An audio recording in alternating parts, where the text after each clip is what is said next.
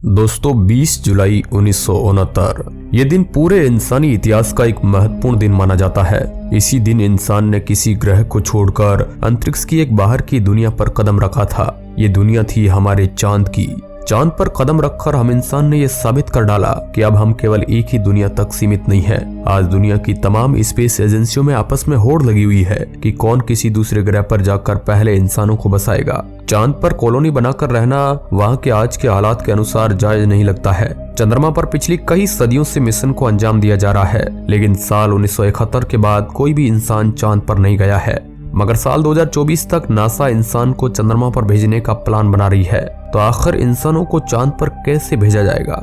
इंसानों को चांद पर जाने में किस तरह की कठिनाई आ सकती है? तो चलिए आज की इस रिपोर्ट में इसी के ऊपर गहन चर्चा करते हैं। हेलो दोस्तों, मैं हूं आपका दोस्त सुरेश संचोरी और आप रहस्य टेलीविजन यूट्यूब चैनल देख रहे हैं। दोस्तों, इस बात को तो आप भली भांति जानते हैं कि अमेरिका की कुछ प्राइवेट स्पेस एजेंसी भी पृथ्वी से बाहर निकलकर मंगल ग्रह पर कॉलोनी बसाने का प्लान बना रही है, जिसके लिए कई सारे वैज्ञानिक रात दिन लगे रहते हैं। अभी हाल ही में आपने देखा होगा कि अमेरिकी स्पेस एजेंसी ने एक रोवर को मंगल ग्रह की जमीन पर उतारा है और इसका मकसद मंगल ग्रह पर जीवन के सबूतों को तलाशना है।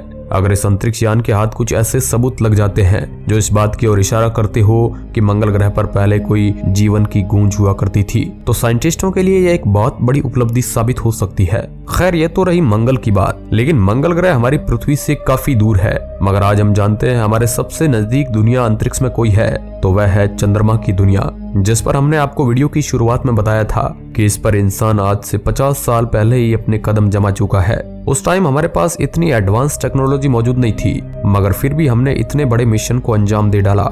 जरा सोचिए कि आज हमारे पास उस समय से तो कहीं ज्यादा एडवांस टेक्नोलॉजी है। हाँ दोस्तों, ये बात सच है कि आज हम उस समय से एडवांस है और चांद पर जाने के लिए अमेरिकी स्पेस एजेंसी नासा एक ऐसे हैरान कर देने वाले प्रोजेक्ट पर काम कर रही है। इस प्रोजेक्ट का लक्ष्य केवल इंसान को चंद्रमा पर दोबारा उतारना है। नासा ने इस मिशन का नाम दिया है आर्टेमिस प्रोग्राम। ये इतिहास रच देने वाला स्पेस मिशन होने वाला है, जो कि अंतरिक्ष की दुनिया में एक नया पैमाना और एक नया लेवल तय करेगा। हम लोग ऐसा सिर्फ इसलिए नहीं कह रहे हैं क्योंकि ये मिशन चांद पर जीवन बसाने का एक महत्वपूर्ण कदम होगा और ऐसा सोचने और करने वाला ये पहला मिशन होगा, बल्कि ऐसा इसलिए भी है क्योंकि ये पूरी दुनिया का ऐसा पहला स्पेस मिशन होगा जिसमें एक महिला चांद पर जाएगी। नासा के वैज्ञानिकों ने चांद पर उस जगह को भी डिसाइड कर लिया है जहां पर इंसानों को उतारने की योजना है, और वो जगह है सेकल्टन क्रेटर। ये एक बहुत बड़े आकार का गड्ढा है। अगर आपने कभी चांद को दूरबीन से देखा होगा या कभी भी उसकी तस्वीर गौर करके जूम व्यू में देखी होगी, तो आप उसमें साफ साफ नोटिस करेंगे कि एक बहुत बड़े गड्ढे को आप देख सकेंगे। यही है वो सेकल्टन क्रेटर। ये गोलाकार में बना है और इसका रेडियस लगभग 6 मील है और इसकी चौड़ाई 12 मील के करीब है। वैज्ञानिक मानते हैं कि चंद्रमा पर कॉलोनाइजेशन जैसे क्रांतिकारी और आधुनिक काम को शुरू करने के लिए ये जगह परफेक्टली हो सकती है। इस प्रोजेक्ट के तहत वैज्ञानिक इस मिशन को डायरेक्ट अंजाम नहीं देने वाले हैं, और डायरेक्ट से हमारा मतलब है कि पहले ही प्रयास में वैज्ञानिकों को चांद पर नहीं भेजा जाएगा, बल्कि इसके लिए कुछ लंबा प्लान तैयार किया गया है और इन्हीं निश्चित समय सीमा में ही सारी चीजों को अंजाम दिया जाएगा। इस मिशन के लिए वैज्ञानिकों ने 3 चरण सुनिश्चित किए हैं, जिसका मतलब यह है कि इस पूरे प्लान को 3 स्टेप में अंजाम दिया जाएगा। इन तीनों ही स्टेप्स को मिशन के नाम पर ही नाम दिए गए हैं, जिसका मतलब है कि इस मिशन के पहले चरण का नाम आर्टेमिस 1, दूसरे का नाम आर्टेमिस 2 और तीसरे का नाम आर्टेमिस 3 है।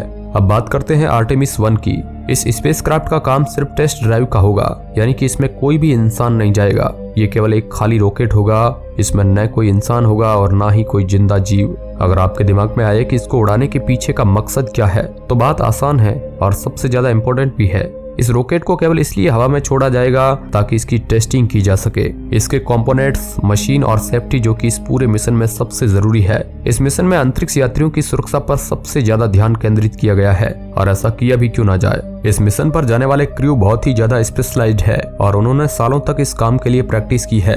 अगर आर्टेमिस 1 अपने प्लान में काम कर गया और सफलतापूर्वक लैंड होने के साथ साथ मिशन में कामयाब हो गया, तभी इसके आगे के सारे पड़ावों को अंजाम दिया जाएगा, नहीं तो ये मिशन कुछ महीनों या सालों के लिए टाल दिया जाएगा। आर्टेमिस 2 इस बार खाली नहीं जाएगा, बल्कि इसमें इंसान होंगे जो कि अंतरिक्ष यान के जरिए चंद्रमा पर जाएंगे। अब आपके मन में सवाल आ रहा होगा कि अगर इसी मिशन के अंदर इंसान चांद पर चले जाएंगे, तो तीसरे स्टेप में आर्टेमिस 3 मिशन भेजने की क्या जरूरत है। तो तो दोस्तों इस स्पेसक्राफ्ट में इंसान भले ही उपस्थित होंगे, लेकिन वो चांद की सतह पर नहीं जाएंगे, बल्कि उसके ऑर्बिट से वापस आ जाएंगे। ये एक तरीके का ह्यूमन ट्रायल टेस्ट होगा, जिसमें यह देखा जाएगा कि क्या स्पेसक्राफ्ट और रॉकेट में मौजूद सभी सुरक्षा के इंतजाम और बाकी बची खुची व्यवस्थाएं सही है या नहीं। इस ट्रायल से आने के बाद मिशन पे जाने वाले 6 यात्रियों से जांच पड़ताल की जाएगी, और इसके बाद अगर स्पेस क्रू और टेक्निकल एक्सपर्ट्स दोनों इस चीज के लिए तैयार हो जाएंगे कि यह सफर अब पूरी तरह से ठीक है, तभी इसके आगे आर्टेमिस 3 को अंजाम दिया जाएगा। नहीं तो इस प्लान को भी पिछले वाले की तरह रोक दिया जाएगा। आर्टेमिस 3। और अब आता है हमारा आखिरी स्पेसक्राफ्ट। आर्टेमिस 3 में सारे एस्ट्रोनॉट बैठकर उस सफर के लिए तैयार हो जाएंगे, जिसके लिए इन्होंने महीनों तक जदोजहद करी। इसके बाद इन्हें आर्टेमिस 3 पर बैठाकर चंद्रमा की सतह के लिए रवाना कर दिया जाएगा। इनकेस अगर इसके बाद भी कोई फॉल्ट आती है या फिर पृथ्वी के वायुमंडल परत पे किसी भी तरह की तकलीफ देखी जाएगी, तो ऐसी इमरजेंसी के लिए इस रॉकेट के अंदर एक ऐसा कंट्रोल सिस्टम बनाया गया है, जिसमें एक बटन दबाते ही 15 सेकंड से भी कम टाइम में आप रॉकेट से निकल जाएंगे और पैराशूट अपने आप खुल जाएगा। आर्टेमिस 1 को फरवरी 2022 में लॉन्च करने का प्लान किया गया है, और ये एक मानव रहित मिशन होगा जिसमें कोई भी इंसान नहीं जाएगा। तो वहीं आर्टेमिस 2 को 2023 में प्लान किया गया है, और आर्टेमिस 3 को 2024 में लॉन्च किया जाएगा। साल 2024 में वहां पहुंचने के बाद ये पूरी टीम वहां पर लगभग 1 महीने रिसर्च करेगी, और इन सभी प्रोसेस के बाद अनुमानित तौर पर यह कहा गया है कि 2028 तक वहां पर कॉलोनाइजेशन चालू हो जाएगी। अब इस बस्ती के बसने की जगह वही है अपना शेकल्टन क्रेटर। अब दोस्तों सवाल ये आता है कि रिसर्च होगी आखिर किस चीज पर। ये तो सामान्य सी बात है कि नील आर्मस्ट्रांग के जमाने में और आज के जमाने में टेक्नोलॉजी और तकनीकों का बहुत बड़ा फर्क आ गया है। वैज्ञानिकों ने अनुमान लगाया है कि चंद्रमा पर पानी मौजूद है, लेकिन वो सारा पानी हेल के रूप में मौजूद है।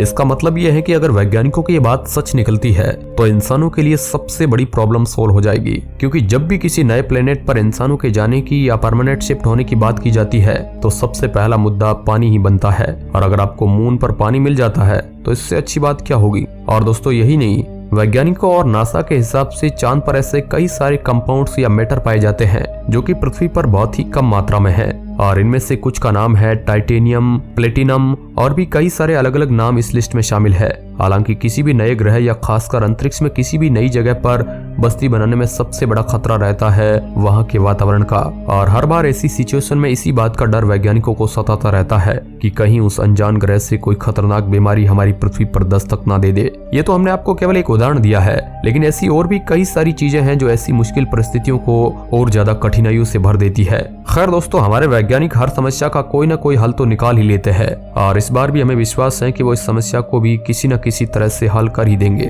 वैसे तो नासा अपनी पूरी जान झोंक दे रहा है इस मिशन को पूरा करने में, और जिस हिसाब से इस पर काफी सारा पैसा खर्च किया जा रहा है, हमें इस बात पर बहुत ज्यादा यकीन है कि कहीं ना कहीं जाकर नासा का यह पूरा मिशन सक्सेसफुल ही निकलेगा। लेकिन अगर ऐसा नहीं हुआ तो नासा ने कहा है कि उनके पास ऐसे हालात के लिए भी प्लान्स है, और वह इस पूरे मिशन को बहुत ही कम वक्त में दोबारा शुरू करेंगे। लेकिन अगर यह असफल हुआ तो एक तरफ यही दौड़ मंगल ग्रह के बारे में भी चल रही है।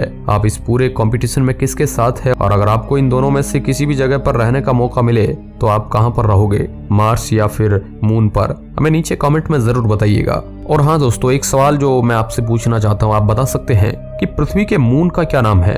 मून तो केवल एक कॉमन टर्म है किसी भी प्लैनेट की प्राकृतिक सैटेलाइट को बुलाने का। हमारे चंद्रमा का कुछ नाम भी है, अगर आप उस नाम को जानते हैं तो कमेंट करके जरूर बताइए। और अगर आपने कमेंट कर दिया है तो जवाब भी सुन लीजिए। हमारे चंद्रमा का नाम है लूना, और तभी हर चंद्रग्रहण को लूनर एक्लिप्स कहा जाता है। अब आप इसका मतलब समझ ही गए होंगे। अब दोस्तों, इस मुद्दे पर आप क्या सोचते हैं हमें कमेंट बॉक्स में जरूर बताएं। धन्यवाद।